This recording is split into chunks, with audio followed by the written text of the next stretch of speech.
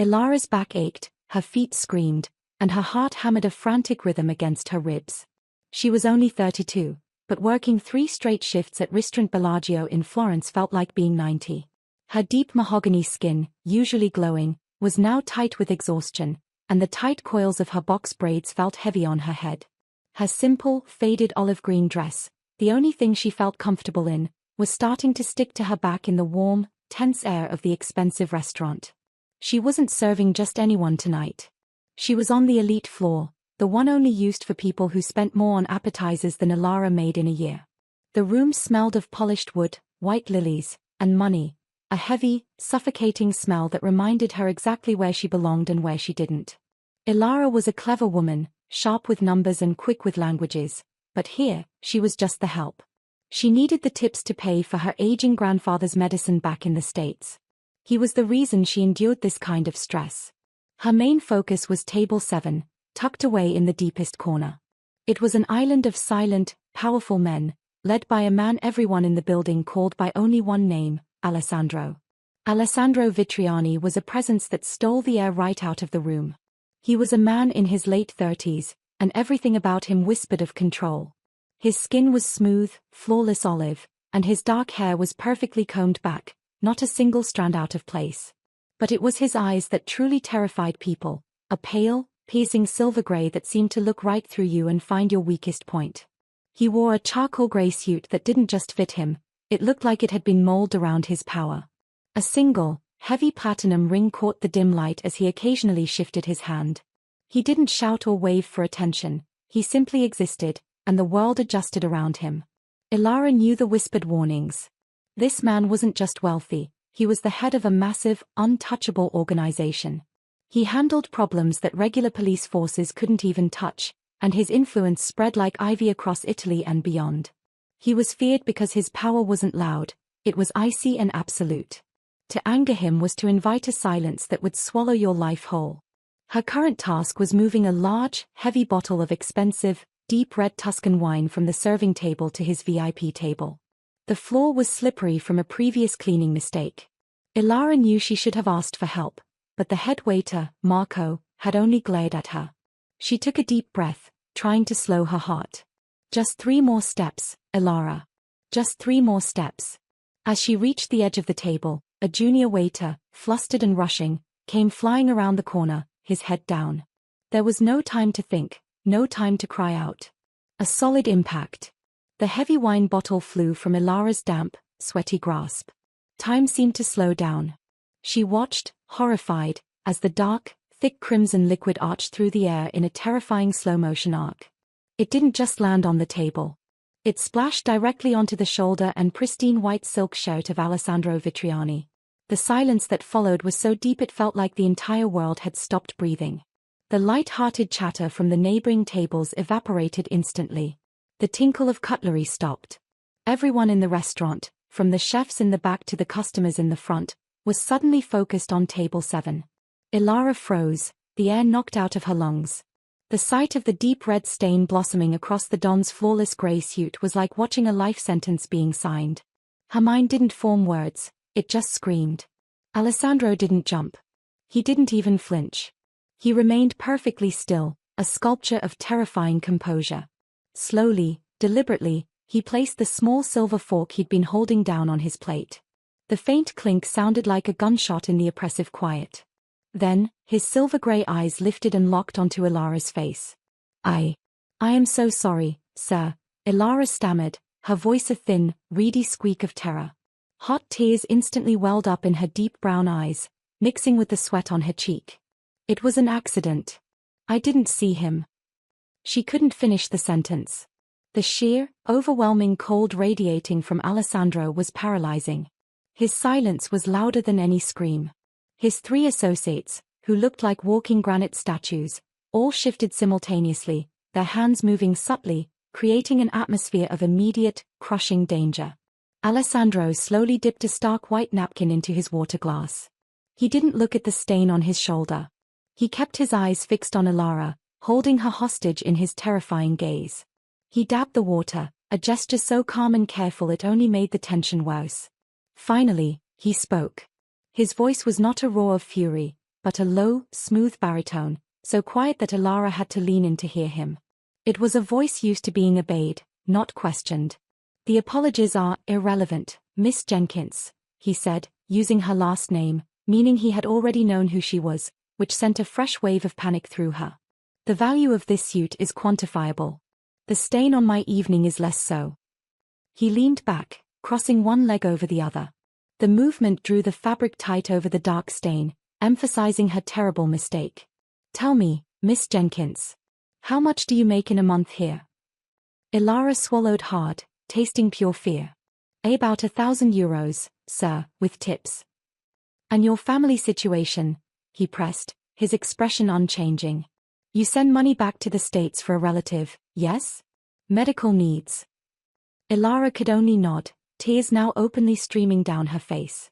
How did he know that?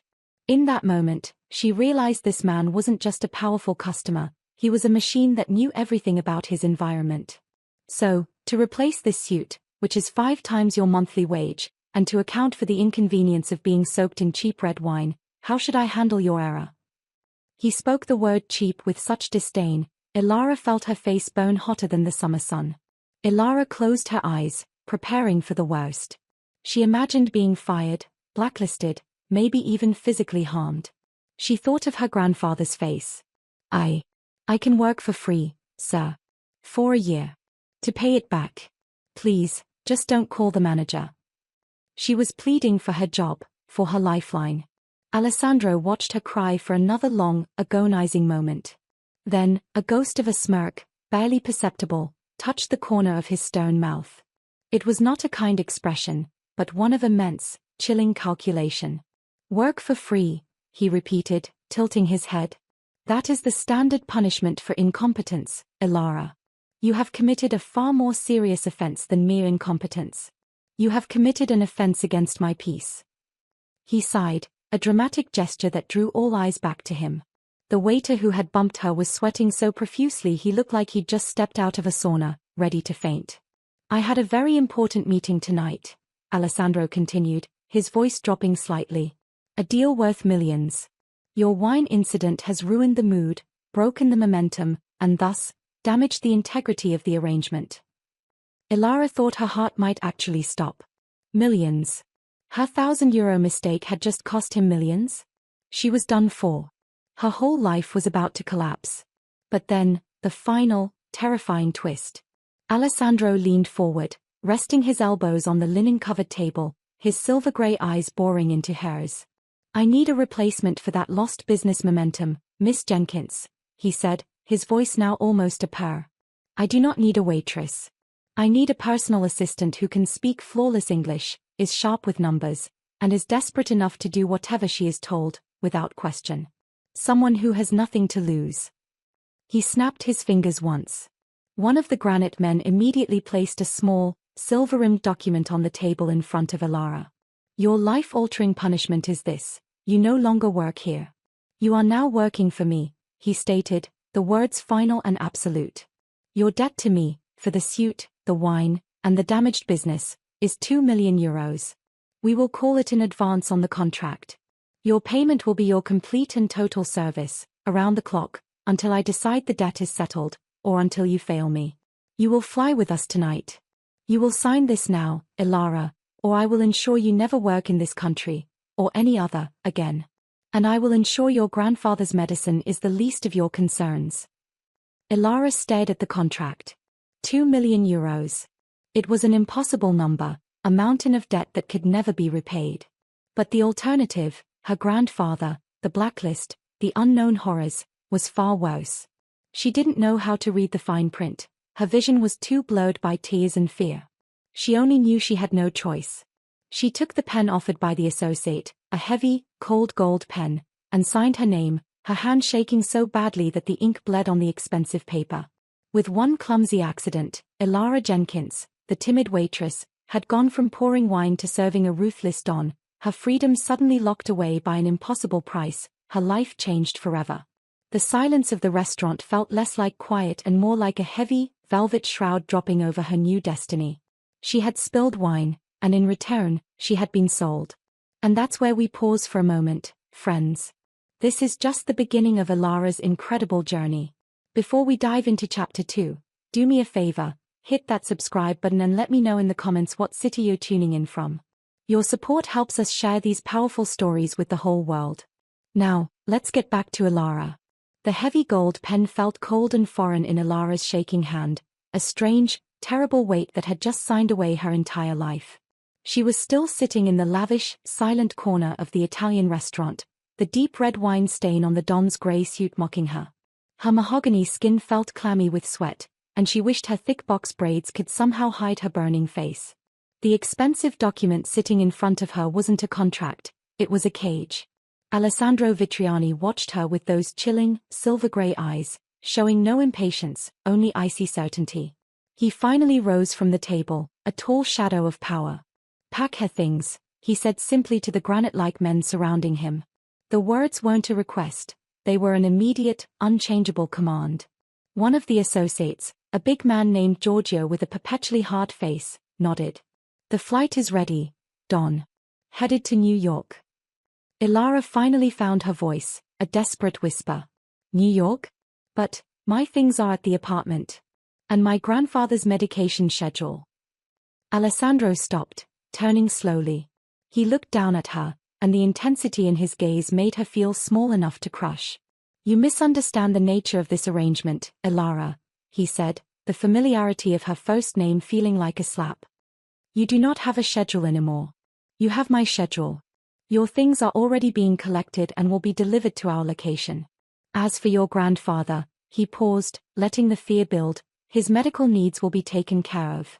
Better than you ever could, in fact. That is part of the advance I have paid for your service." He didn't make it sound like a kindness, he made it sound like another nail in her coffin. He was taking care of her loved one, not out of generosity, but to ensure her complete obedience. Her grandfather was now the rope tied around her neck. She was rushed out of the restaurant, past the stunned staff and wide-eyed customers who stared as if she were a ghost. Mr. Silas Henderson, her frail old mentor, was nowhere to be seen. They had probably dismissed him immediately. The journey to the airport was a blur of black, tinted cars and hurried steps. Soon, she found herself on a private jet, a place of luxury so extreme it felt ridiculous. The seats were soft cream leather, and the cabin was quiet and spacious. She sat miserably, squeezed between Giorgio, who looked like he could snap a steel rod, and another associate named Enzo, who hadn't spoken a single word but radiated menace. Alessandro sat across the cabin, bathed in the soft reading light, looking completely unfazed, as if this were just another Tuesday. He opened a laptop, and the cold light reflecting off his olive skin made him look even more ruthless. After the plane smoothly lifted off, heading high over the dark, sparkling coast of Europe, Alessandro finally closed his laptop and turned his full attention to Ilara.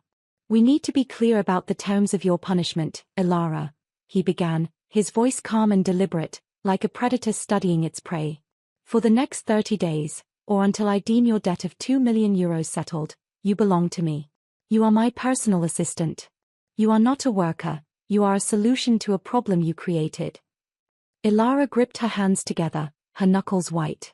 "What exactly do I have to do, sir?" "The technical details," he explained, leaning forward just enough to make her heart race, "are simple. You are responsible for ensuring that my life is always smooth. You must anticipate my needs before I even realize them. I do not want to hear that a flight is delayed, that a meeting is double booked, or that a document is missing. If I am delayed, you should have already found the fastest alternative route. If I need coffee, it should be in my hand before I ask. No complex grammar, no big words, just simple perfection." He paused, letting the sheer pressure of his expectations sink in. "We are not talking about simple administrative duties, Ilara. This involves understanding the intricate dance of international logistics, high-level business deals, and, yes, the management of certain sensitivities." He used the simple, familiar word sensitivities, but Ilara knew exactly what he meant. This was the dark world the police didn't touch, the world where mistakes were permanent. Then came the rules, delivered like heavy stones dropping into a deep well. Rule number 1, total obedience. When I speak, you move. When I give an instruction, you execute it instantly, without hesitation or question. The moment you decide to think for yourself, the punishment will be severe. Do you understand? Yes, sir, she murmured, her voice barely audible. Speak up, Ilara. We are in a private space. I need to hear assurance. Yes, sir, she repeated, louder this time. Rule number 2, no mistakes. I do not tolerate errors. The wine spill cost me only a suit. The next mistake, in the line of duty, could cost me far more. If you make a mistake that damages my business or reputation, the debt increases, and I will transfer the medical care of your grandfather to a very different, far less comfortable kind of facility. That is the leverage you gave me when you signed that paper. Ilara's breath hitched. That threat was deadly serious. It went straight for her greatest fear. She looked at her reflection in the dark window of the plane, a reflection of a frightened, cornered woman with deep brown eyes full of panic. Rule number 3, no talking back. You will communicate information clearly and concisely. You will not offer opinions. You will not argue. You will not plead for exceptions. Your job is to facilitate, not to complicate. Rule number 4, absolute silence about me. You do not speak my name, or describe what you see, or discuss the work we do, to anyone. Not to the flight attendants, not to the cleaners, and certainly not to your family. If anything leaks, I will assume it came from you. The consequences for that breach of trust will be instant and catastrophic. Not just for you, but for the one you care about. He leaned back again, finally releasing her from the direct intensity of his gaze, but the feeling of being trapped didn't leave. He was not just strict, he was establishing a boundary where her past life ended, and this terrifying servitude began. For the next 30 days, you will live by my clock, eat what I tell you to eat, and go where I tell you to go. We are heading straight to my New York penthouse, where we will begin immediately. You will be provided with clothes, a work phone, and everything else you need. You will leave the faded olive green dress behind, Ilara. That woman is gone now. You are simply my assistant. The cold, matter-of-fact way he talked about erasing her identity, about replacing her beloved, familiar dress, made her humiliation complete. She felt a wave of crushing shame wash over her. She was a woman who had worked hard for everything, and now she was reduced to a slave driven by fear for her family. She looked out the window at the vast, dark expanse of the Atlantic Ocean below, feeling completely adrift. This wasn't just a job, it was a prison disguised as luxury. She had spilled wine, and her punishment was to enter a world of ruthless wealth and danger, serving the man who held her only hope, her only fear, right in the palm of his hand. Ilara straightened her back, trying to force some strength into her posture. She couldn't be timid anymore. She had to be clever. For her grandfather, she would play the role of the perfect assistant, navigating this dangerous, new world until she could somehow find a way out, or at least survive the next 30 days. The New York penthouse was vast and silent, a cage of glass and polished marble high above the city. Ilara stood by the massive window, looking down at the millions of tiny, bright lights below. The view should have been breathtaking, but all she felt was the cold glass against her forehead. The air conditioning was set low, and she shivered, though she knew the chill wasn't coming from the temperature. It was coming from the atmosphere of pure, relentless suspicion. She was wearing her new uniform, a crisp, charcoal gray suit that was perfectly tailored but felt stiff and restrictive. It was the complete opposite of her comfortable, faded olive green dress. Her deep mahogany skin looked richer against the severe fabric, but the clothes felt like a costume for a role she didn't want to play. Alessandro had disappeared into a private office immediately upon arrival. He left Ilara surrounded by his men, and every single one of them looked at her like she was a dangerous virus. There was Giorgio, the granite-faced man from the jet, who stood by the door and didn't blink. There was Enzo, the silent menace, who now watched her from a dark leather couch. They weren't just security, they were his inner circle, his loyal guard dogs, and they saw her as a silly waitress who had stumbled into their dangerous den. Ilara knew they were waiting for her to fail. They were waiting for her to break one of the Don's strict rules so they could send her packing, or worse. The tension in the room was so thick you could cut it with a butter knife. Then, the true challenge entered the room. His name was Rico. He was Alessandro's consigliere, the man who advised him and handled his most delicate problems. Rico was in his mid-40s, lean and sharp, with dark, watchful brown eyes that missed absolutely nothing. He wore an expensive Italian suit that fit him like a second skin, and his slicked-back dark hair gave him an air of smooth, cruel intelligence. He was the kind of man who calculated the exact cost of every word before he spoke it. Rico walked past Ilara without acknowledging her, then turned slowly, a look of profound distaste twisting his features. "So," Rico said, his voice low and carrying a hint of a smooth Italian accent. "The Don trades a €2 million asset for a clumsy waitress." He made the word waitress sound like dirt. A woman who can't even hold a bottle of wine. The logic escapes me. Ilara kept her posture stiff, remembering rule number 3, no talking back. She didn't argue, didn't plead, and didn't apologize again. She just stood there, meeting his watchful gaze with the forced composure of her own deep brown eyes. Rico wasn't satisfied with her silence. He wanted to break her. He walked to a high-tech console on the wall, tapped a few keys, and a dizzying array of spreadsheets and graphs filled the large screen. "Let's see if your brain is faster than your hands, Ilara," he said, handing her a sleek, specialized tablet. "The Don needs a precise operation executed immediately. We have 5 large amounts of money spread out across different accounts in London, Toronto, and Geneva." Ilara's mind immediately screamed, technical jargon. The words he was using, asset dispersion, liquidity restructuring, sounded complicated and scary. But she focused on the simple, raw meaning. "He wants me to combine funds from 3 different places," she stated simply, keeping her voice even. Rico's brow furrowed slightly. He didn't expect her to translate his business language so quickly. "Precisely. But here is the problem, the incompetence filter," he sneered. "Each transfer must happen at the exact same moment, midnight, New York time.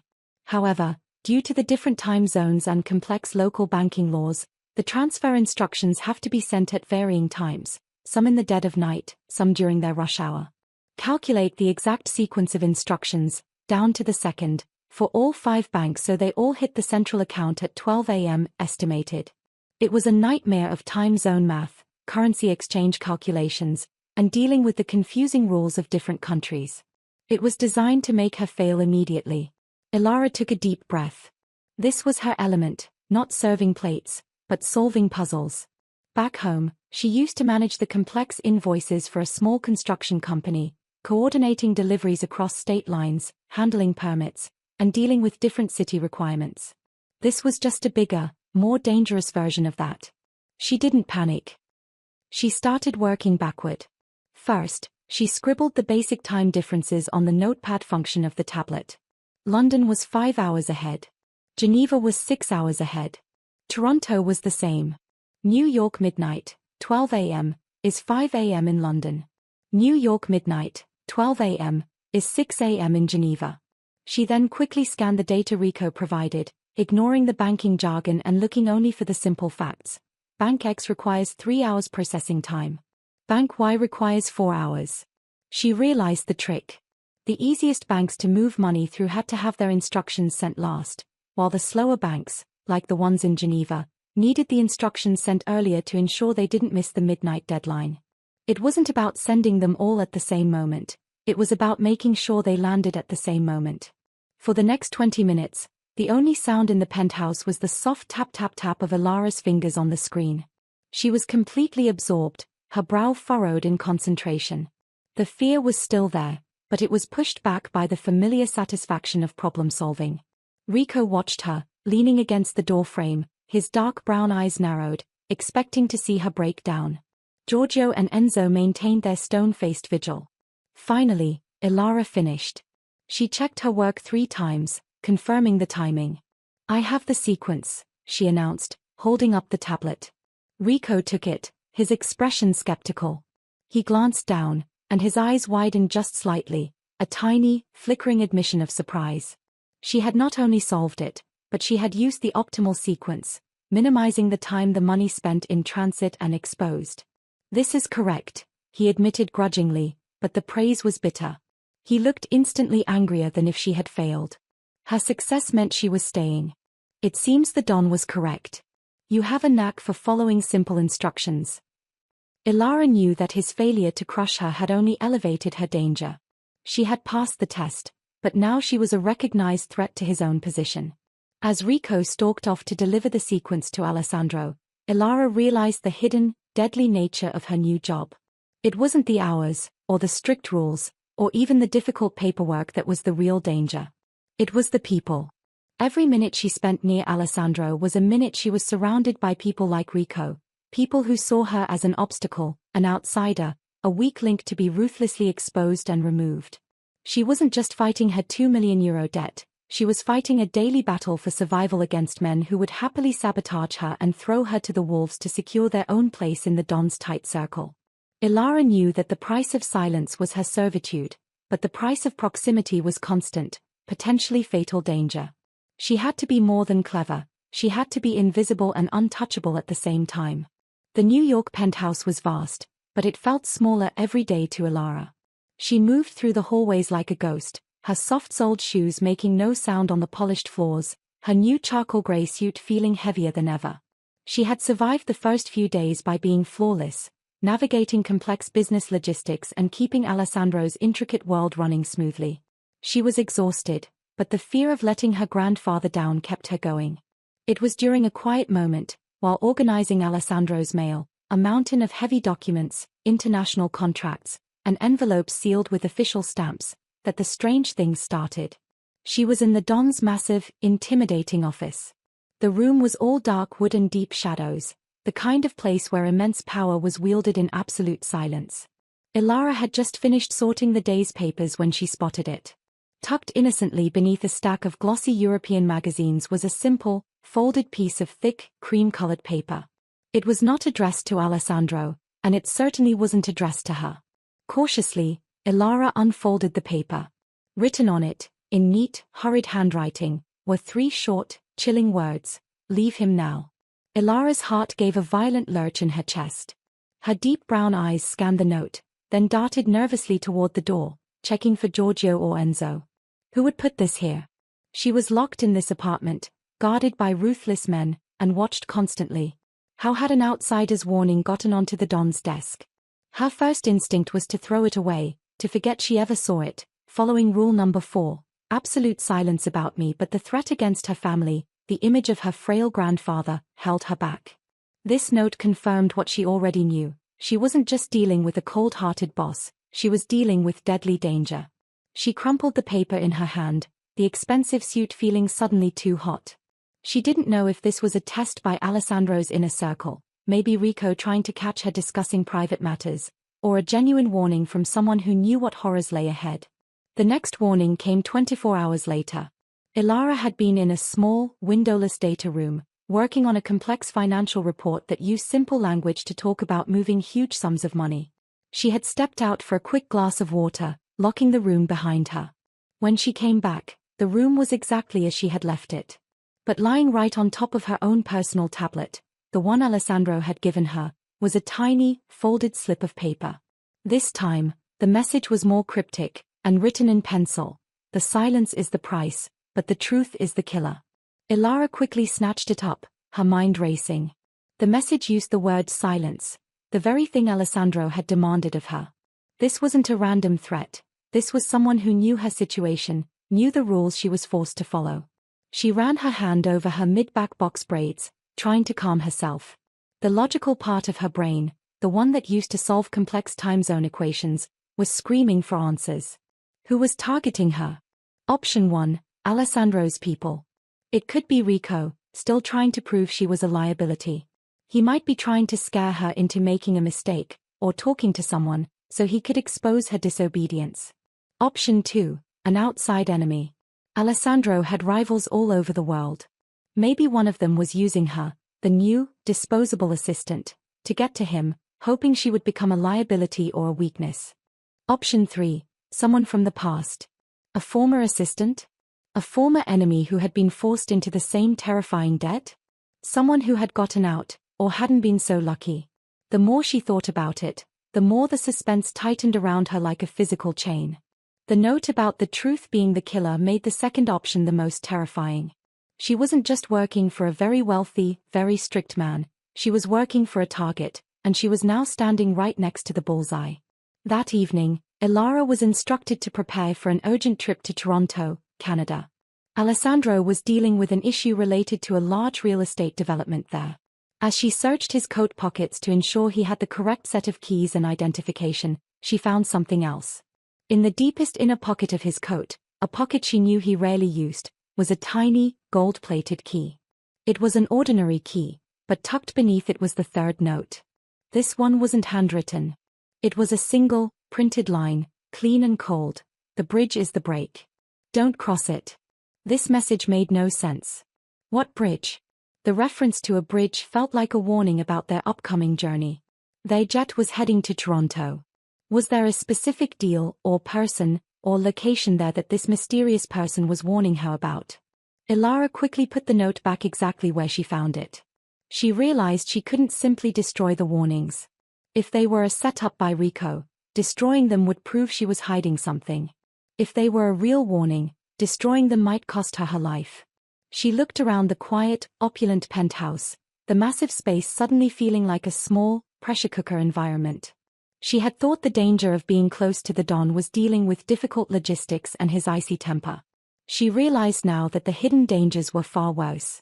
This was a world of whispers, hidden enemies, and cryptic warnings, and she was the helpless pawn caught in the middle. Ilara knew she couldn't leave, not with her grandfather's life depending on her. She had to stay, she had to obey, and she had to figure out who was leaving the warnings, and what terrible truth they were trying to tell her, before it was too late. She felt a cold dread settle deep in her gut, knowing that the punishment contract wasn't the only thing that bound her. Fear was a leash, and the anonymous stalker was tightening it slowly. Ilara's life had become one long, exhausting lesson in paying attention. She didn't just listen to words anymore, she listened to the silences, the shifts in tone, and the way the shadows fell across the faces of Alessandro's inner circle. She had to, because the air around the Don was thick with hostility, and the anonymous notes had made it clear that her survival was hanging by a thread. Every morning, she put on the stiff, charcoal gray suit, and every morning, she felt less like Ilara Jenkins and more like a human shield. She had arrived in Toronto, Canada, under a blanket of heavy security. The setting was a sleek, modern, anonymous high-rise office building, far colder and less comforting than the old-world elegance of Florence. Alessandro was locked in back-to-back meetings concerning a massive property deal, the very bridge that the cryptic note had warned her about. The pressure on the Don was immense, and the tension was making his people crack. Ilara was responsible for coordinating all the movements and communications between Alessandro and the people waiting outside, a job that meant constantly weaving through the security detail. It was during one of these trips, carrying a stack of revised legal documents, that she accidentally stumbled into something much darker than paperwork. She was heading toward the Don's private conference room, taking a shortcut through a service hallway near the executive kitchen. The lighting here was dim, and the air smelled faintly of stale coffee. Just as she rounded a corner, she heard two distinct voices, low, urgent, and angry, coming from the staff stairwell landing. She stopped dead, pressing her back against the cool wall, the thick stack of papers held tight against her chest. She recognized the voices immediately. One was the smooth, calculating tone of Rico, the consigliere who openly despised her. The other was Enzo, the silent associate, who usually never spoke at all.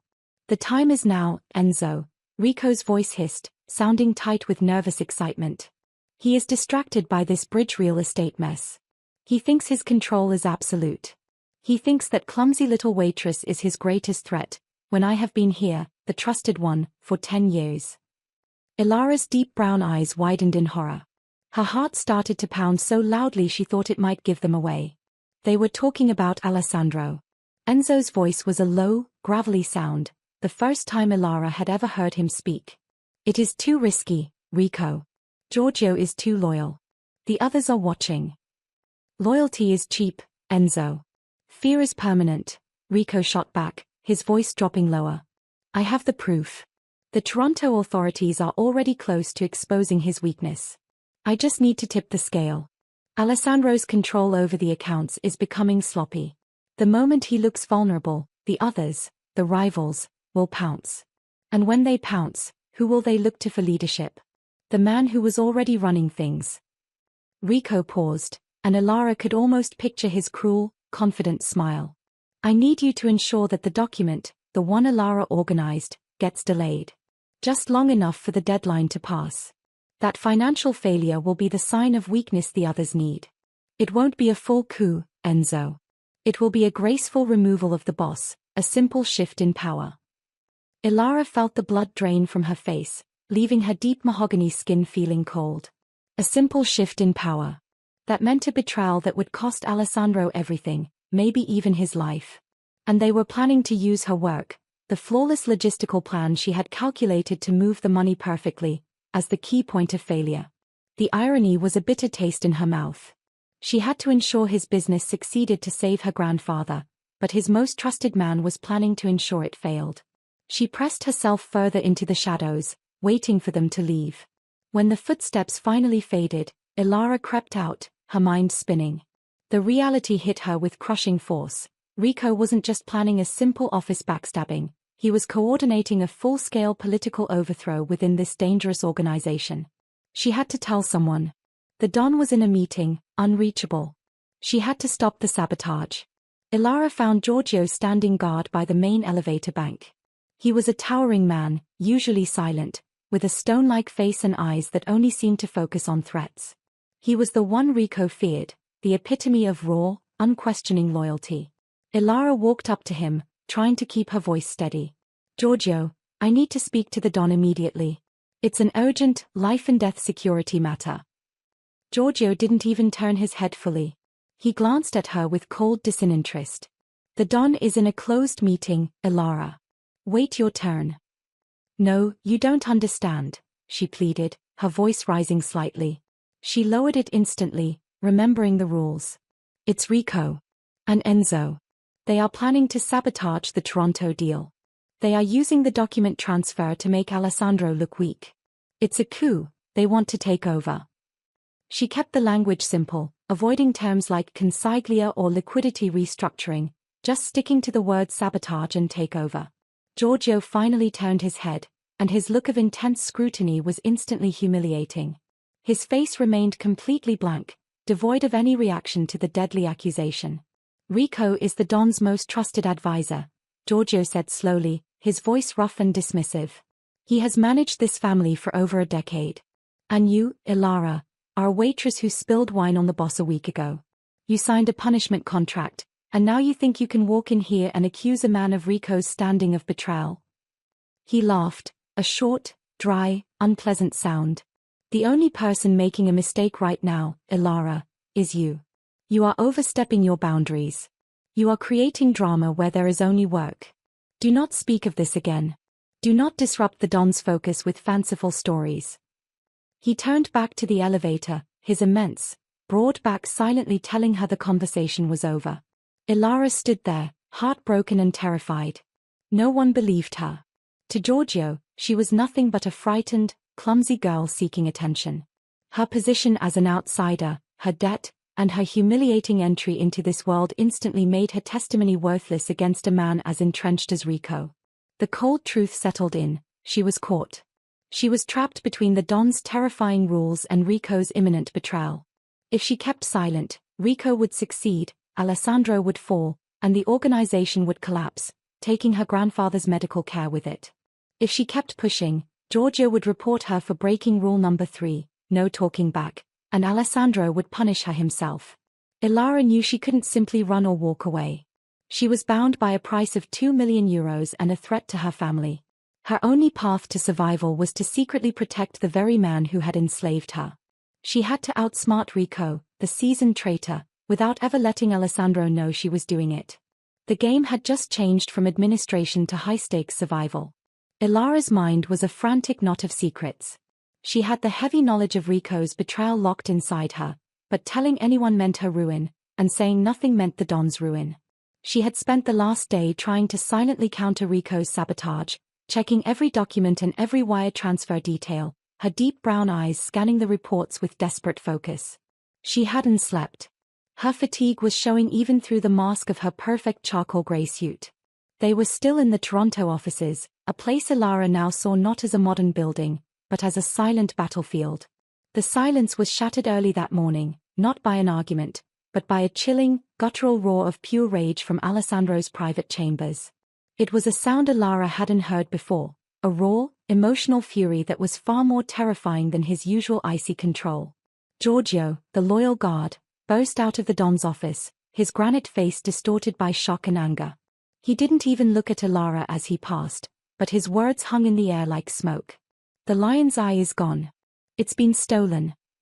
Ilara had heard whispers about the lion's eye. It wasn't just a piece of jewelry, it was a physical symbol of the Vitriani family's power, passed down for 300 years. It was a simple, heavy gold medallion shaped like a roaring lion's head, studded with a single, massive amber gemstone for the eye. It was said that the moment the lion's eye left the family's direct possession, their reign would crumble. Alessandro walked out of his office, his olive skin pale with fury. His silver-grey eyes, usually so composed, were burning with a dangerous, unstable fire. He held an empty, velvet-lined box in his hand. "Seal the floor," he commanded, his voice trembling only slightly with effort. "No one leaves. If that medallion is not found in 2 hours, every person in this building will answer to me." Panic rippled through the security detail. Giorgio immediately took charge, barking orders. Ilara stood frozen, watching the chaos erupt. She knew instantly this wasn't about money, this was a personal and political attack on Alessandro's very right to lead. Then, Rico walked in, looking outwardly shocked and horrified, but his dark eyes were bright with a triumphant, malicious gleam that Ilara immediately recognized. "Don, this is a crisis," Rico said, his tone perfectly pitched for sympathy and concern. "This is a direct insult. We must assume it's one of your international rivals making a political statement." Alessandro turned away from Rico, his sharp gaze sweeping over the security team, looking for answers. That's when Giorgio pointed.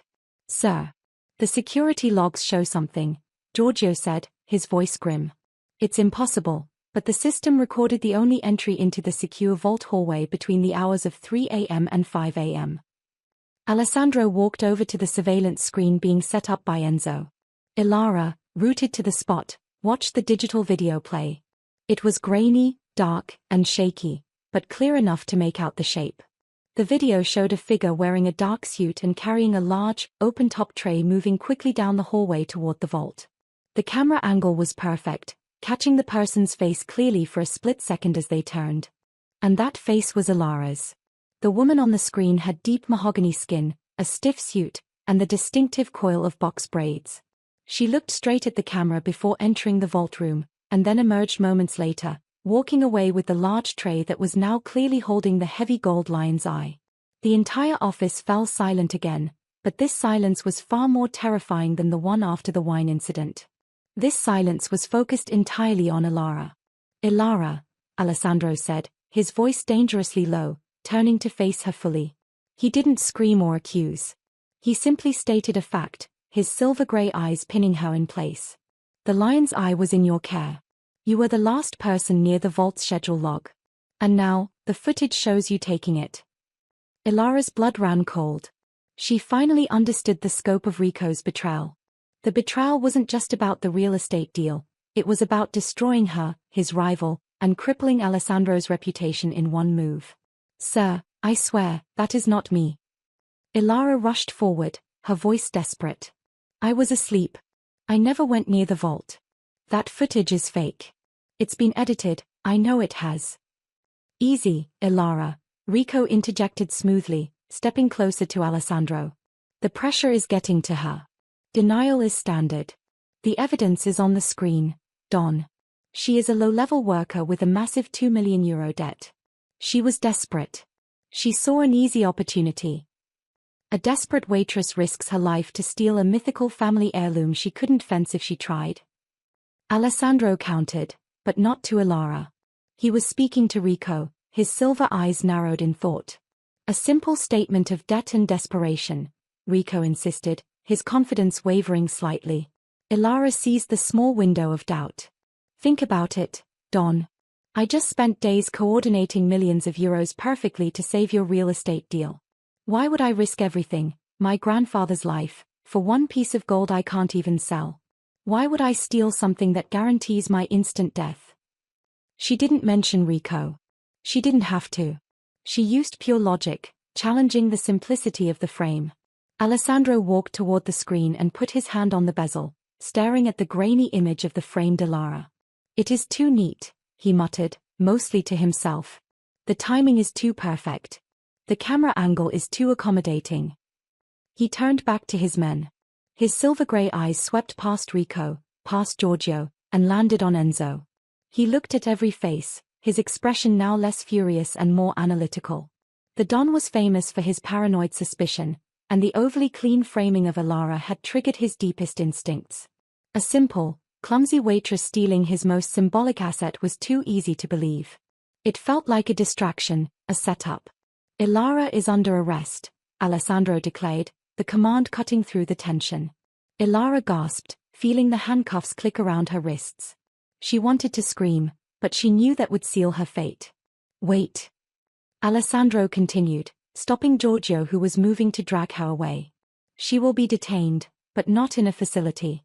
Not yet. Giorgio, take her to the safe house.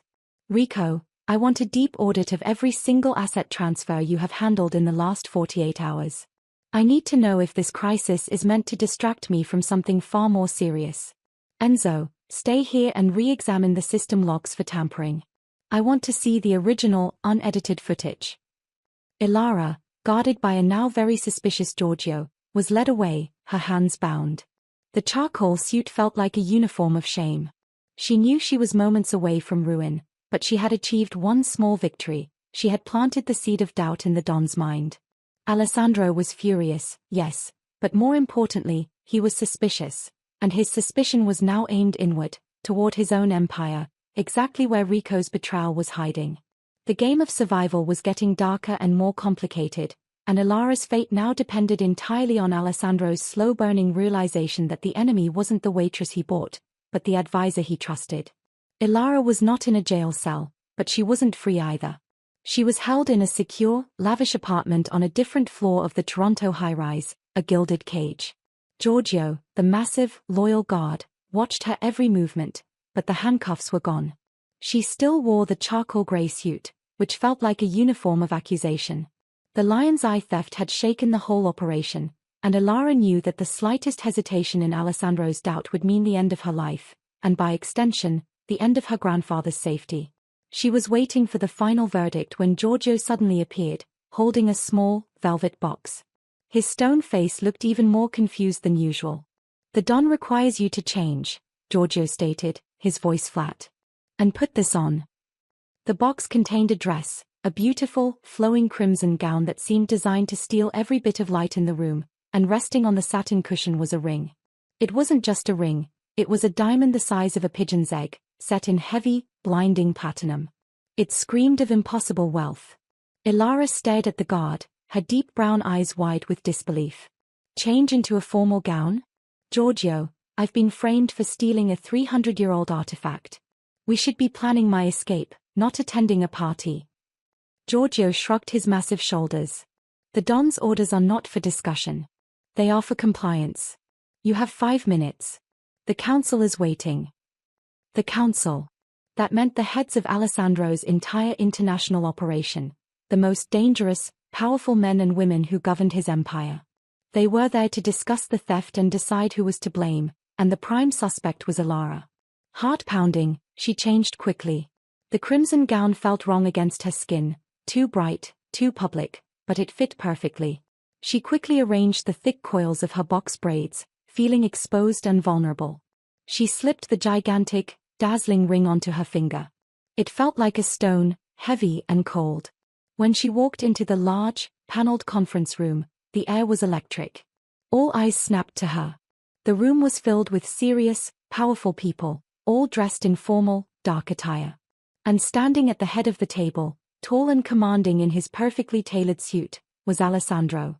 He looked across the room at Ilara, and for the first time, his silver-gray eyes didn't hold ice or anger. They held a flash of warning, a signal to perform. Ilara walked to him, forcing a timid, fragile smile that felt like sandpaper on her lips. She stopped beside him, feeling the heat and immense pressure of his presence. Alessandro put his arm around her waist. The simple, possessive gesture sent a jolt of shock through her. It was the first time he had touched her, and the sudden physical closeness to the source of all her fear and control was overwhelming. Rico was there, standing a little distance away, and his dark eyes were wide with pure, unfiltered shock and rage. His face was a mask of furious disbelief, which gave Elara a grim satisfaction. Rico's plan to isolate and execute her had just been derailed spectacularly. Alessandro raised his hand, silencing the room. His voice was smooth, carrying the weight of unquestionable authority, yet tinged with a warmth Elara knew was completely fake. "Gentlemen," he announced, his gaze sweeping over the council. "And ladies, we have a moment of good news amidst the chaos of this Lion's Eye incident. I have brought Miss Elara Jenkins here today not as my assistant, but as my future wife. She has accepted my proposal, and we will be married immediately following the completion of this business in Toronto." A collective gasp went through the council. It was a perfectly timed, calculated political bomb. Elara felt the entire room reel. The council members, who had minutes ago been plotting her execution as a thief, now had to process that she was the future Don's wife. The shift in power, the utter, undeniable shock, was almost comical, if it hadn't been so terrifying. Alessandro squeezed her waist gently, a silent command for her to play along. He tilted his head down and gave her a public, formal kiss on the cheek. Elara's body went rigid. The sheer audacity of his move, using her humiliation and fear as a shield, was breathtaking. "The theft of the Lion's Eye," Alessandro continued, his voice hardening, "was an internal attack meant to destabilize the family and attack my personal integrity. As Elara is now my fiancée, and part of my bloodline, any accusations leveled against her are attacks against me and my judgment. I believe the thief is still among us, and their attempt to frame my future wife is an act of treason. Find the real traitor, or face the consequences." Elara finally understood the complexity of his move, the reason behind the fake engagement. He hadn't done it out of affection, he had done it out of brilliant, self-serving strategy. The council couldn't harm his fiancée without directly challenging his authority. The engagement turned her from a disposable waitress into an untouchable extension of his power. It was protection born of political necessity.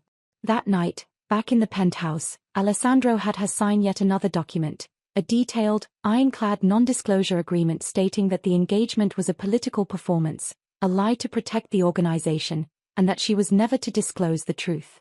"The rules are the same, Elara," Alessandro told her, peeling off his jacket and tossing it onto a chair. He looked tired but intensely focused. "Total obedience. Total silence. Now, however, the stakes are higher. You will never, not even in private, contradict this engagement. You will act the part of the devoted, happy partner. You will smile at people who want to kill you. And you will wear that diamond until I tell you otherwise." As he spoke, he walked toward her, and Elara instinctively held her breath. He stopped inches away, looking down at her, his silver-gray eyes studying her face. "You look scared, Elara," he noted, his voice flat. "But you are also safe. For now. You are more protected than you have ever been." Elara could smell his expensive cologne, the faint scent of leather and cedar. He was close enough that she could feel the faint heat radiating from his body. She looked up at his cold, olive-skinned face, and the terrible truth hit her, she was feeling something forbidden. It wasn't love. It was the strange, disorienting rush of feeling seen by this terrifying, ruthless man. He had seen her intelligence, her competence under pressure, and he had chosen to protect her, not gently, but ruthlessly, with a massive show of power. She was attracted to his strength, the absolute control that had saved her life. It was a terrifying, deeply humiliating feeling to be drawn to the very man who held her captive.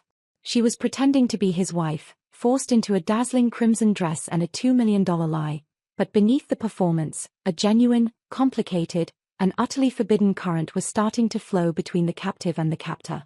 Elara knew that escaping his debt would be hard, but escaping the terrible, dangerous attraction building between them might be impossible. The pretense of the engagement was the most exhausting performance Elara had ever endured. She wore the massive diamond ring and the luxurious clothes, but every smile she gave the council members felt like a lie that bruised her soul. The fake title of fiancée protected her from execution, but it threw her into terrifying proximity with Alessandro, the one person who held the power to destroy her. The setting was now back in the New York penthouse, the glass and marble feeling less like a cage and more like a theatrical stage. The emotional tension between them was a constant, humming wire that neither of them dared to touch.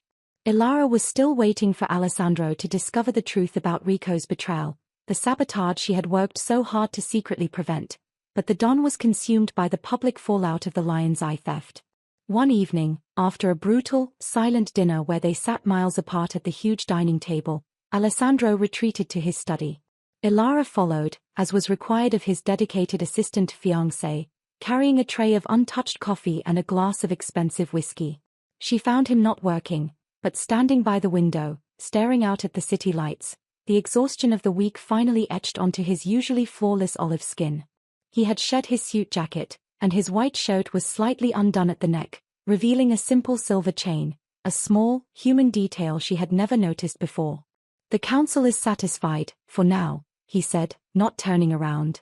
His voice was flat. "They believe the thief, the real thief, is among the old guard. Your little performance was effective, Ilara." Ilara placed the tray quietly on his desk. "It was your strategy, Don. I just followed instructions." "A lot of people follow instructions," he countered, turning slightly to look at her. His silver-gray eyes were tired, the icy shield around them momentarily lowered. "They don't execute them perfectly when they believe they are facing certain death." Ilara met his gaze with her deep brown eyes, refusing to look away. "I am motivated by fear, sir. The fear of failure, and the fear of what happens to my grandfather if I fail." "Fear is a good motivator," Alessandro admitted, taking the whiskey glass. He stared into the amber liquid, then looked back out at the city. "But it's a poor foundation. That's what my father taught me." He paused, and the silence stretched, heavy with unspoken history. "My father," Alessandro began, his voice softer than Ilara had ever heard it, "was not like me. He was loud. He was passionate. He believed in loyalty, not fear. He built this from nothing, believing that the work should be done for love of the family, not for control." This was the first time he had spoken about his past. Ilara stood utterly still, knowing this was dangerous ground. "What happened?" she asked quietly, breaking rule number 3 about not challenging or asking questions, but she couldn't stop herself. Her curiosity about the man behind the ruthless mask was too strong. Alessandro took a long drink of the whiskey. "My father was betrayed. Not by a rival, but by his own consigliere, the man who was supposed to be his brother, his eyes, and his ears. He was too trusting. He didn't see the whispers. When the time came, he was alone on a bridge, and he was executed by the man he considered family." The word bridge hit Ilara hard. "The bridge is the break. Don't cross it." The anonymous note from Chapter 4 suddenly made chilling sense. The betrayal was tied to a physical location, a moment of weakness, and the betrayal was being repeated. "And you never forgot that moment," Ilara stated, not as a question, but as a painful observation. "You built this entire empire on fear and control to make sure you never end up like him, trusting someone who secretly hates you." Alessandro turned around completely, his tired eyes now sharp with surprise. No one, absolutely no one, in his life had ever summarized his entire philosophy so plainly or challenged his emotional foundation. His face, usually cold olive, held a flicker of genuine vulnerability. "You speak too freely, Ilara," he warned, but his voice lacked its usual menace. "You asked me to be the perfect assistant," she countered, taking a small, defiant step forward. "The perfect assistant needs to understand the true threats. The man who is betraying you, the man who set up the Lion's Eye heist, is not some rival in Rome, Don.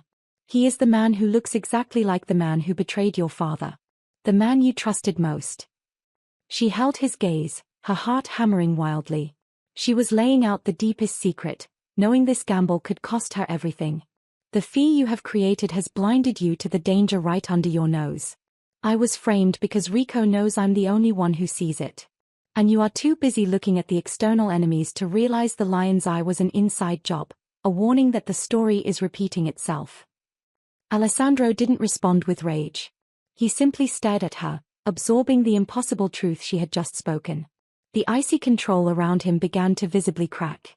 He was seeing her not as a debt-ridden employee, but as an incredibly smart, brave woman who risked her life to tell him what he desperately needed to hear.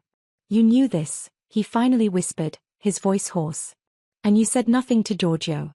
You spoke only to me. I knew Giorgio would never believe the clumsy waitress over the esteemed consigliere, Ilara admitted. I had to wait until you were vulnerable enough to listen. The tension in the room was now palpable, no longer just the fear of a subordinate, but the dangerous electricity between two intensely intelligent people caught in a forbidden space. Ilara's breathing grew shallow as she looked at him. She was drawn not just to his power, but to the raw, wounded man behind the silver-grey eyes, the man who was just as trapped by his past as she was by her debt. Alessandro put his glass down on the desk with a soft thud. He walked towards her, and this time, the movement was not a threat, but a gravitational pull. He stopped just inches away, his shadow covering her. He reached out and gently brushed a stray coil of her box braids away from her cheek, his touch feather-light and unexpected.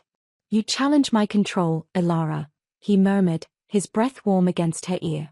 And yet, you are the only person I feel I can trust. He didn't need to confess his growing feelings, and she didn't need to confess hers. The chemistry was undeniable. It was a dangerous, forbidden thing, born of extreme pressure, shared secrets, and the magnetic attraction between the man who controlled everything and the woman who was finally seeing the man behind the control. In that moment, the 2 million euros of debt felt less important than the overwhelming, impossible feeling of connection that neither could admit, but both desperately felt. The tension between Ilara and Alessandro had become a silent language they spoke only when no one else was around. The vulnerability he had shown, and the impossible secret they now shared about Rico's betrayal, had bound them closer than the fake engagement ever could. Ilara was still his debt-ridden assistant, wearing the heavy diamond, but now she was also his unwilling confidant, the only person who dared to tell him the dangerous truth. However, in this world of secrets and control, trust was a fragile thing, and danger often arrived wearing a stunning disguise. The new danger arrived during a large, public charity gala in New York, a place where Alessandro maintained his image as a respectable, powerful businessman. Ilara was forced to cling to his arm, playing the role of the devoted, happy fiancé in the crimson gown. The diamond ring on her finger felt less like a shield and more like a massive, flashing target. It was during a quiet moment by the massive ballroom doors that Ilara saw her. Her name was Valentina. She was a woman in her late 30s, with skin the color of warm honey and long, impossibly smooth black hair that cascaded down her back like silk. She wore a dress the color of polished emeralds, and everything about her, from her perfectly arched eyebrows to the fierce, predatory gleam in her dark eyes, screamed of confidence and danger. She moved with the silent, coiled grace of a panther, and when she smiled, it didn't reach her eyes. Valentina walked straight toward Alessandro, ignoring everyone else in the room. When she reached him, she didn't just touch his arm, she slid her perfectly manicured hand up his sleeve and placed it possessively on his shoulder. Alessandro, she purred, her voice a low, melodic sound that carried an unmistakable claim. I see you've found yourself a charming new accessory. A little younger than your usual taste, wouldn't you say? Alessandro's olive skin tightened instantly, and his silver-grey eyes, which had softened slightly for Ilara lately, snapped back to the familiar ice. Valentina. This is Ilara. My fiancé. Valentina barely glanced at Ilara. Her dark eyes swept over Ilara's deep mahogany skin and her tightly coiled box braids with a look of pure, cutting disdain. The dismissal was so complete, Ilara felt a flush of humiliation rise on her neck.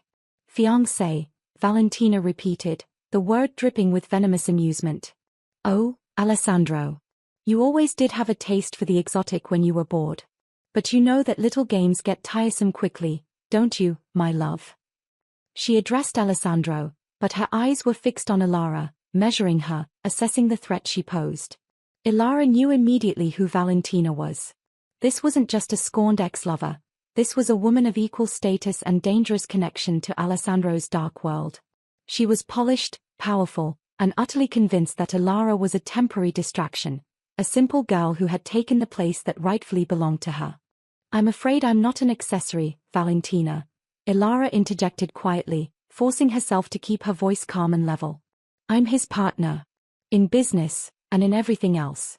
And your timing is quite inconvenient. Valentina finally turned her full attention to Ilara, and the malice in her dark eyes was no longer hidden. You have spirit, little one. I will give you that. But in this world, Spirit is easily broken. I was his partner, his true confidant, for 5 years. He built the majority of his European network while I was by his side. You are just a clumsy waitress he bought to clean up a wine spill. That diamond on your finger is nothing but a collar. The comment about the wine spill was a low blow, showing she knew exactly how Ilara had entered this world, a secret that should have been guarded more closely. Alessandro gently, but firmly, removed Valentina's hand from his shoulder. That is enough, Valentina. Ilara is protected by the family name now. Any disrespect to her is disrespect to me. Protection is temporary, Alessandro, Valentina shot back, her voice dropping to a low, seductive whisper intended only for him. Especially when the person being protected is a weak link. Be careful. The council respects legacy, not charity. If your choice of partner proves to be a liability, you will have more than just a stolen heirloom to worry about. With one last, cold, lingering look at Ilara, a look that promised future pain, Valentina swept away, melting back into the crowd. Ilara felt the immense pressure of the encounter lift, but the fear was replaced by a cold dread. Rico's threat had been political and business-oriented, aimed at destabilizing Alessandro's empire. Valentina's threat was different. It was primal, jealous, and intensely personal. Valentina didn't want Alessandro to fall, she wanted him back, and she viewed Ilara as a flea to be crushed. That night, back at the penthouse, Ilara found a small, unmarked envelope slipped under her door. Inside was a single, black-and-white photograph. It was a picture of her frail grandfather, Mr. Silas Henderson, sitting peacefully in his wheelchair on a sunny park bench back in the United States. His pale, weathered face was smiling, and he looked perfectly safe. But the picture wasn't the threat. Stamped subtly in the bottom right corner was a tiny, stylized V, Valentina's signature. Ilara's breath hitched in her throat. Her hands, which usually never shook when dealing with millions of dollars in financial transfers, now trembled violently as she looked at the photograph. She didn't fear for herself, she feared for the one person she truly loved. Valentina hadn't just threatened her, she had crossed the line. She had reached across continents and shown Ilara that her grandfather was reachable, vulnerable, and completely exposed. The danger was no longer about a debt or a political coup, it was about survival, and Valentina was playing a game with Ilara's life as the ultimate stake. Ilara crumpled the photo in her fist, her deep brown eyes blazing with a mixture of terror and sudden, fierce resolve. She knew she had two deadly enemies, Rico, who wanted to destroy Alessandro, and Valentina, who wanted to destroy Ilara herself. She was the one caught between two massive forces, fighting a war she never signed up for. But looking at the photo of her grandfather, Ilara realized she had no choice but to fight back. She had to become as ruthless as the people around her, not for wealth, but for the simple right to live and protect her family. The heavy rain in New York was a mirror of the storm inside the Don's operation. The threat of Valentina's personal vendetta, and the much larger threat of Rico's political coup, had made the penthouse a battlefield of polite smiles and deadly glances. Ilara knew the clock was ticking down to the moment Rico would make his final, desperate move. She was still Alessandro's fiancée and assistant, but now she was also his secret shield, her deep brown eyes constantly searching for the trap she knew was coming. The moment arrived violently. Alessandro received a frantic call late one afternoon, claiming that the final, most sensitive part of the Toronto Bridge real estate deal had gone wrong. The location for resolving the crisis was set, not a boardroom, but a massive, abandoned warehouse near the Brooklyn waterfront. It was a place of high ceilings, deep shadows, and an air of cold, industrial decay. "You will come with me," Alessandro ordered Ilara, his olive skin set in a grim, dangerous mask. He knew this was too simple, too exposed, but he had to see the problem firsthand. He only took Giorgio and Ilara. As they entered the massive, echoing space, Ilara felt the danger closing in. The only light came from the grey afternoon sky struggling through the dirty skylights. The air was cold and damp. They weren't meeting the supposed property seller. They were meeting Rico and Enzo. Rico stood in the center of the warehouse floor, looking triumphant and venomous. He was flanked by Enzo and 3 other hired men Ilara didn't recognize. The sight of Rico, holding a powerful, dark pistol, finally confirmed all of Ilara's terrifying suspicions. "Welcome, Don," Rico sneered, his smooth Italian accent laced with victory. "You look well, considering your reign just ended. Alessandro stopped, his silver-grey eyes blazing with cold fury. This is what all the loyalty was worth, Rico? A cheap coup in a warehouse. It is not cheap, Alessandro. It is necessary, Rico spat back. The lion's eye theft was just a distraction, a simple way to frame your pathetic choice of partner and make you look weak. But the real blow, the one that matters to the council, is financial. Right now, as we stand here, the multi-million euro transfer for the Toronto Bridge deal is failing.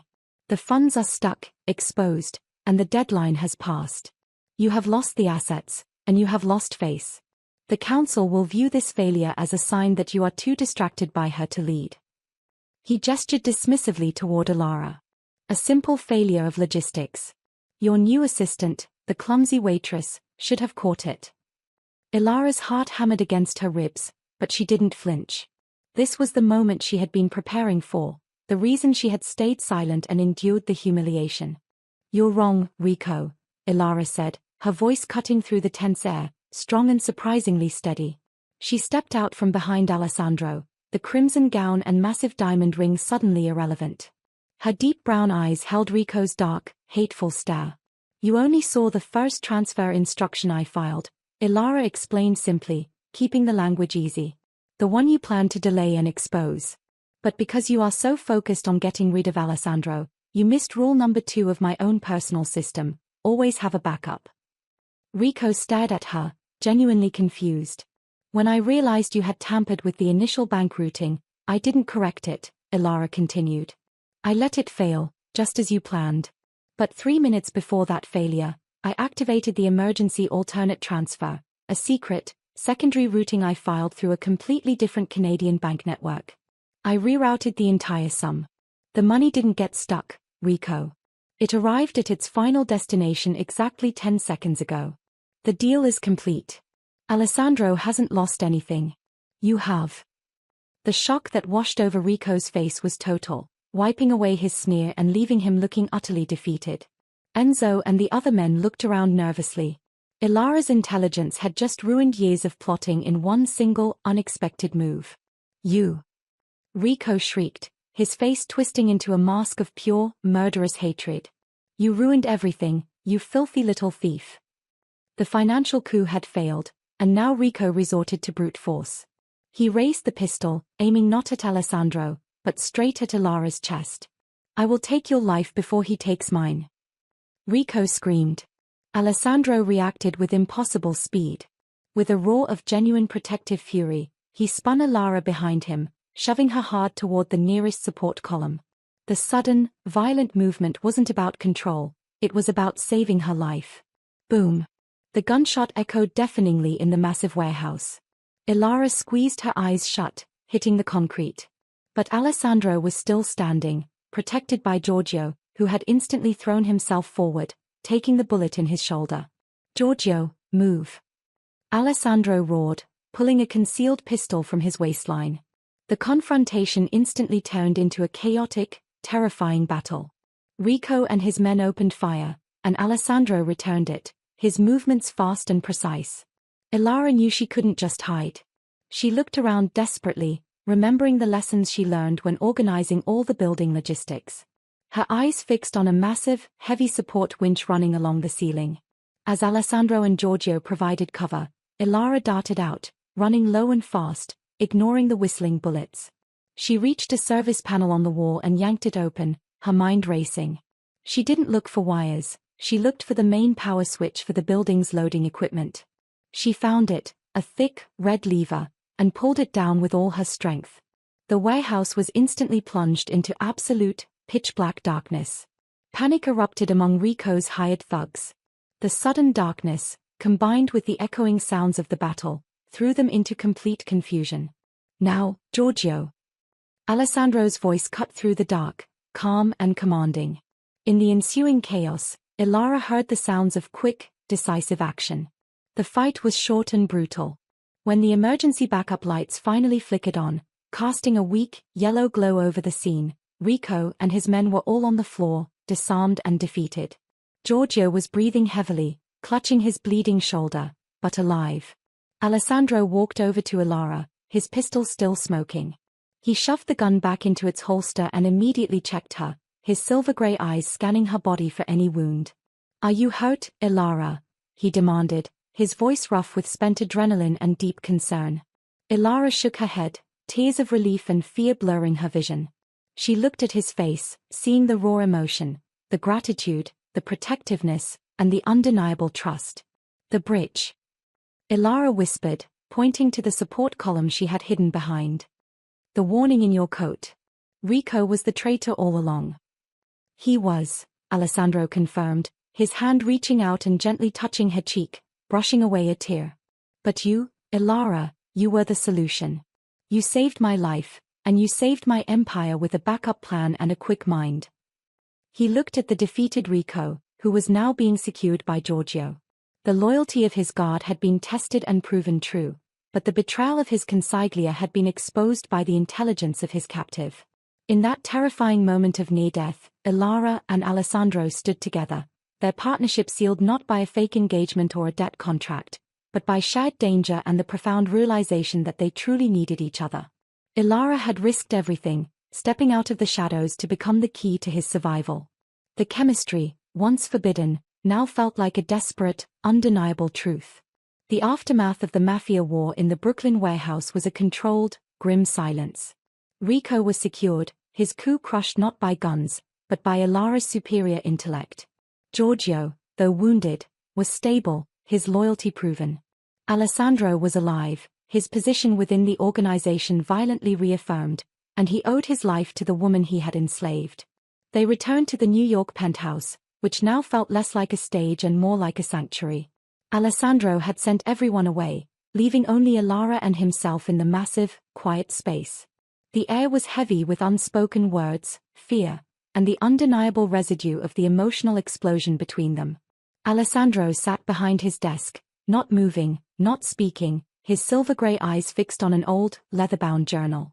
It was the only item recovered from Rico's personal safe house, a journal written by the consigliere who betrayed Alessandro's father, the man who killed him on the bridge.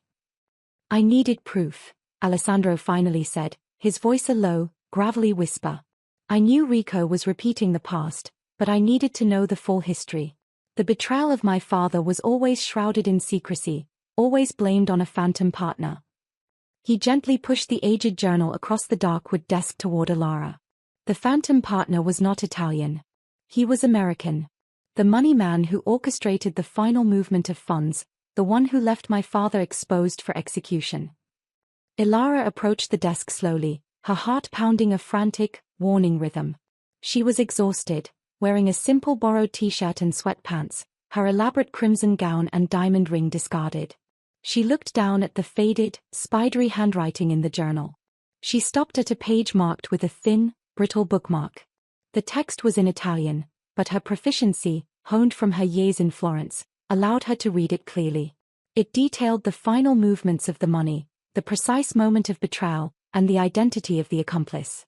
Her deep brown eyes scanned the words, searching, dreading, yet knowing what was coming. The name of the American accomplice was mentioned only once, a casual reference from the betrayer. The move by J. Jenkins was perfect. "He has the clean hands we needed."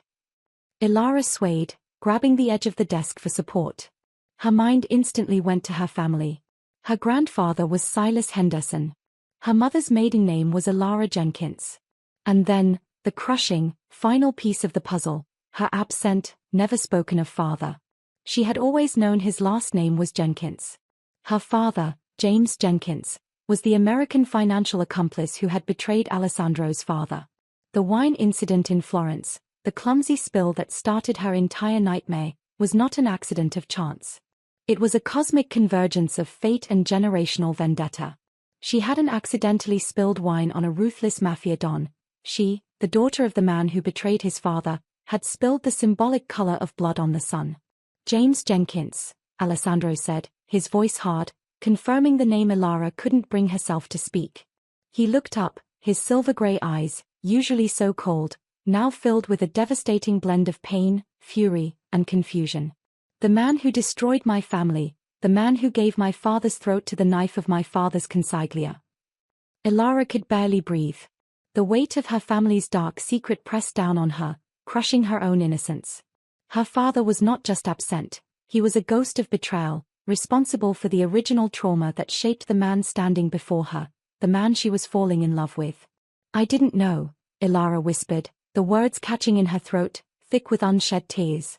I swear, Don, I never knew my father. He left my mother before I was born. My grandfather never spoke of him. Did you seek me out? Alessandro pressed, rising slowly from the chair. He moved around the desk, stopping just a foot away from her. The chemistry that had sparked in the study, the attraction forged in the warehouse battle, was now threatened by this devastating, generational secret. Was the wine spill part of a calculated plan? Did you come here for a generational vendetta?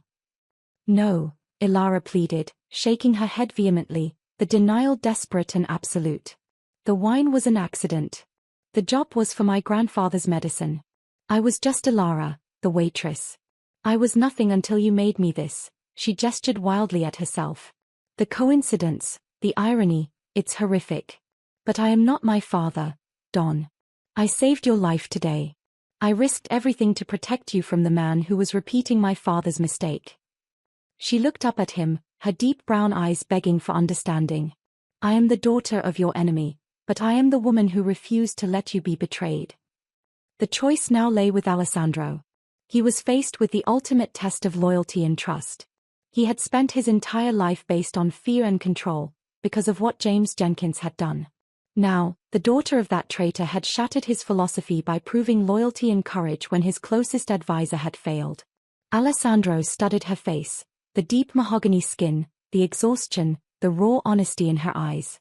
The urge to trust her was overwhelming, but the pain of his past was a monstrous wall between them. He reached out, his hand hovering near her cheek, the same gesture of possessiveness he had shown in the study, only this time, it was hesitant, burdened by 2 decades of violence and heartbreak. I believe you, he finally stated, his voice barely audible.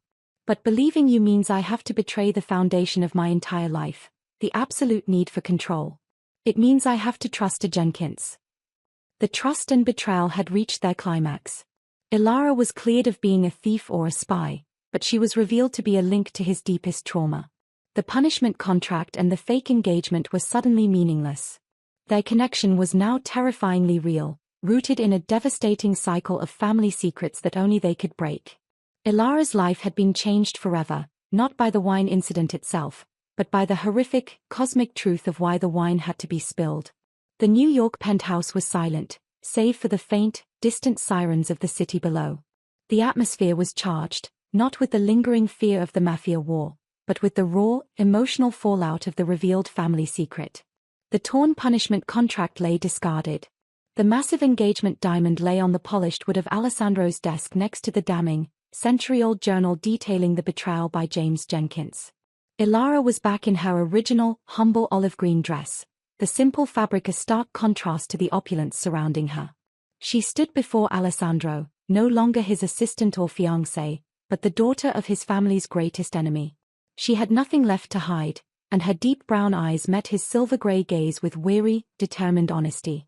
The debt is repaid, Ilara, Alessandro stated, his voice quiet, almost frighteningly calm. You saved my life, and you exposed the traitor who was repeating the cycle of betrayal. By any code of honor, the score is settled. You are free to walk away, with your grandfather secure for life. He watched her, waiting for her to run, waiting for her to choose freedom over the danger of his world. And you, Don? Ilara countered, refusing the easy escape. What happens to you? You're letting me leave because I am the daughter of the man who destroyed your father, and every time you look at me, you see the past. You see the reason you can never trust anyone. Alessandro's face hardened, the mask of the ruthless Don snapping back into place. It is the only logical choice. I cannot build an empire on a legacy of deceit. But you can build it on love, Alessandro, Ilara pressed, stepping forward. She was challenging the foundation of his existence, the fear that had been her captor. You told me you run your life based on fear, to avoid the fate of your father. But your fear almost killed you. You trusted Rico because he fit the mold of the loyal advisor, and you nearly died. You ignored me because I was the debt, the outside threat, and I was the only person who saved you. She walked to the desk, picked up the old leather journal, and tossed it to him. "I am not my father," Ilara declared, her voice gaining strength. "But I understand your pain. You have two choices. You can cling to that old code of vengeance, destroy me, and prove that you are just as trapped by the past as your father was. Or you can use your power to forgive, to break the cycle, and prove that you are stronger than your enemies. You saved my life, Alessandro. Now it's my turn to save yours, from yourself." The silence that followed was immense. Alessandro held the journal, his knuckles white, looking from the faded handwriting of his father's betrayer to Ilara's challenging, unwavering gaze. He was being asked to dismantle the carefully constructed fortress of control he had lived in for decades. Finally, Alessandro slowly, deliberately, placed the journal back on the desk. He looked at Ilara, and the ice in his silver eyes melted, revealing a raw, protective intensity. "You are relentless," he murmured, a faint hint of admiration entering his voice. He walked to a steel safe hidden behind a painting. He opened it, revealing not just documents, but a vast array of gold, emeralds, and historical artifacts, including the glittering, magnificent lion's eye medallion. He pulled out the lion's eye, the heavy gold symbol of the family's power. He didn't offer it to her, but instead, he reached deep into the safe and pulled out a plain, silver digital recorder. "You proved your loyalty with logistics, Ilara," he said. "But what was the true, final test?" He pressed play on the recorder. A clean, digitally recorded conversation filled the room, a conversation between Rico and another man, planning the frame. But the voice of the other man wasn't Enzo. It was Valentina, Alessandro's obsessive ex-lover. Valentina's voice: "He trusts the little waitress because she's clumsy. Frame her with the lion's eye. Make her disappearance personal, not business. That will draw Alessandro's attention." Rico's voice: "And the old man? The grandfather?" Valentina's voice: "Threaten the old man. Make her desperate. That's the only way to get her to crack." The shocking final twist: Ilara wasn't just dealing with a political coup, she was dealing with a dual-layered plot. Rico had handled the financial end, but Valentina, driven by jealousy and a need for revenge, had orchestrated the personal framing, the lion's eye theft, and the threats against Ilara's grandfather. Rico was the pawn, Alessandro explained, his voice hard. Valentina was the true architect, using Rico's greed and the secret of my father's past to manipulate the entire situation. They were working together. He looked at the recorder, then at Ilara. "I knew the lion's eye frame was too perfect. I had this recording of Valentina's contact, a backup, in case she ever became a threat. But I couldn't be sure until you challenged me and saved my life in that warehouse." He stepped toward her, holding the recorder, then tossing it onto the desk.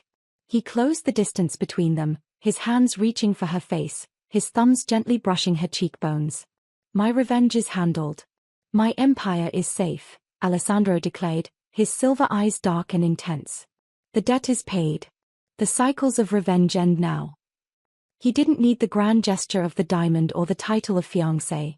He needed the raw truth. He was choosing to trust the daughter of his enemy over the ghost of his past, a decision that fundamentally changed the trajectory of his dangerous life.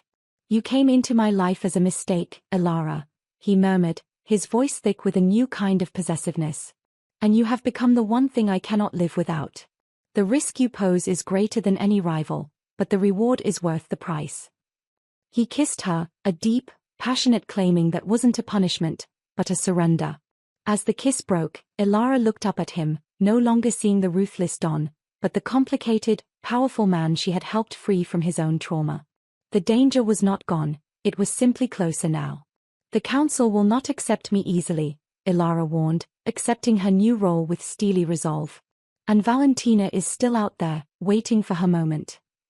Alessandro smiled, a dark, dangerous promise flickering in his eyes. "Let them wait. We are no longer playing their game, mia consigliera. We are rewriting the rules." He took the lion's eye medallion, bypassed her neck, and slipped it onto his own silver chain, right next to the small one she had noticed before. The ancient symbol of power now rested against his heart, a physical testament to the fact that his legacy was bound not to the past, but to the future he had chosen with Ilara. They stood together, the powerful Don and his unlikely partner, ready to face an empire that didn't know the rules had changed, leaving their fate and their forbidden love poised thrillingly on the edge of a new, dangerous dawn.